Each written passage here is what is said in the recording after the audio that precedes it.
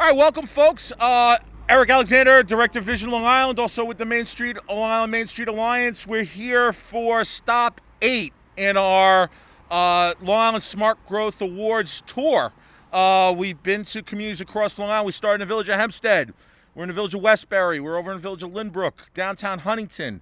Made it to Inwood and Lawrence. We made it to Levittown. We made it out to Greenport.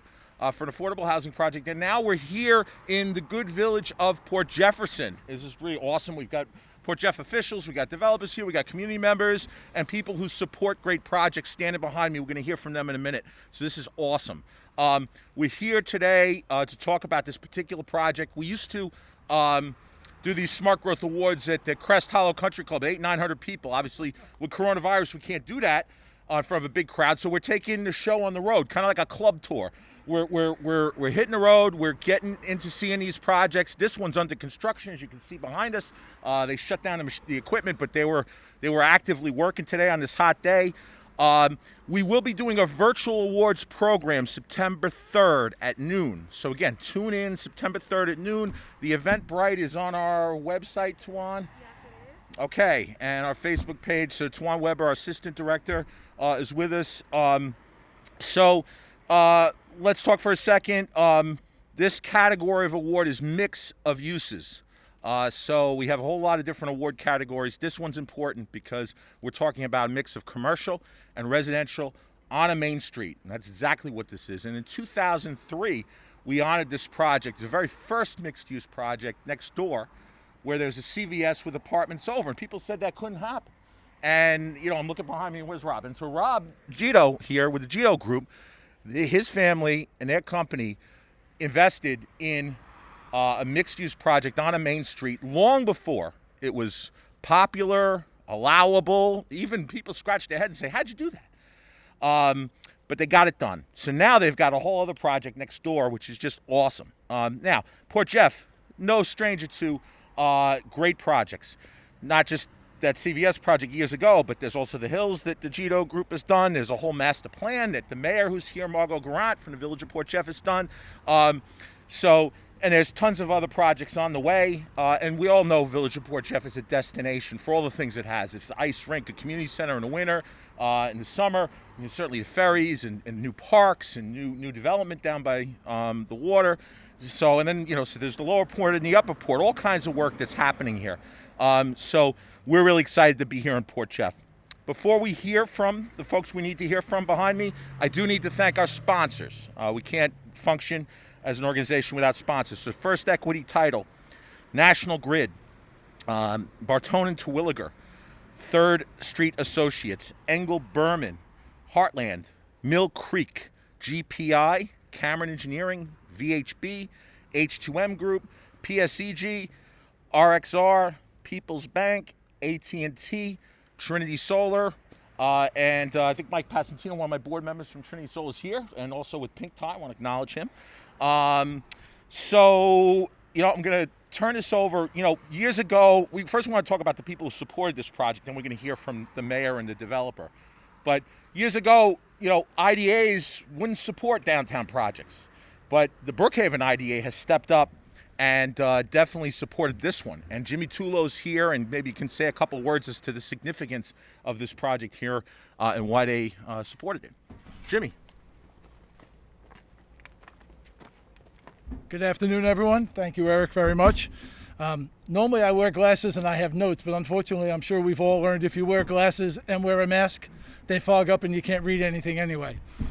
I'd like to congratulate the Gito family, as well as the Port Jefferson Mayor Garant, on a tremendous project. We the Brookhaven IDA have been very supportive of these types of projects all throughout the town of Brookhaven, but we love when we can work very closely with our village mayors and their boards and their planning staff. My understanding is there may be potentially another project down the road. This is our second project that we've done with the Gito family, and we are very proud from the Brookhaven IDA to help not only provide housing and mixed use for the village of Port Jefferson, but also to be able to continue to create jobs and do the things that are necessary from an industrial development agency standpoint to continue moving forward and helping revitalize certain areas of villages and downtowns that really need to undergo certain types of revitalization. So again, thank you so much. The Brookhaven IDA is looking forward to maybe being on the road with Eric at some other locations as he moves throughout Nassau and Suffolk and does the congratulatory tour. So thank you all very much and have a wonderful day. Thank you, Jimmy. Yeah. So we wouldn't, we really need political leadership to get anything done on Long Island, and that's always what folks are saying. And not only does this mayor have political leadership and is bold enough to advance projects, she has a vision. Put a master plan together, work with the public consistently, and even to the fine-grained details of just sitting and talking with folks all through coronavirus. You're talking to your local restaurant owners to make sure that how they're doing, just checking in by Zoom, and then when you can, check in at a distance level. That attention to detail and that caring, and video chats and promotions, and it's not just about supporting one building or doing one thing. It's really looking at the whole village together. And I think Margot Grant is one of a handful of mayors on Long Island that has that vision and carries it out each day. So no further ado, Margot, come on down. This is to you. I want to thank everybody who's made today possible. And Pete Capabianco and I went to elementary school, high school, Lehigh University together. And I'm proud to be standing next to him today, and always proud to stand next to the GETA organization and Robbie, because Robbie totally brings the vision that we need from that young generation that is looking for safe, affordable housing to be part of a vibrant community, downtown environment. Port Jefferson has it all. They need a choice for affordable apartments to enter into our community. They fall in love with our community, and then they buy in our community. And that helps bolster the values of properties everywhere. Couldn't be done without the support of the IDA. We get a lot of flack for giving people a glide path on relief, on taxation when we introduce these projects. But ladies and gentlemen, to build something like this, millions upon millions upon millions of dollars, timelines spent on soft and hard costs that make the numbers sometimes unreachable. So they need all the assistance they can, in addition to having local boards, not only the Board of Trustees, but the Planning Board and our Zoning Board, understand the importance of getting these projects done, the importance of being an economic engine for the State University that's one doorstop away from us, providing beautiful new housing, mixed-use opportunity. We want to make sure we always have a retail component to keep our Main Street vibrant and alive. So we welcome this project. We are sad to see a legacy retail establishment go in our village, but we couldn't be prouder for Peter to hook up and make a beautiful building and have another legacy to be proud of here.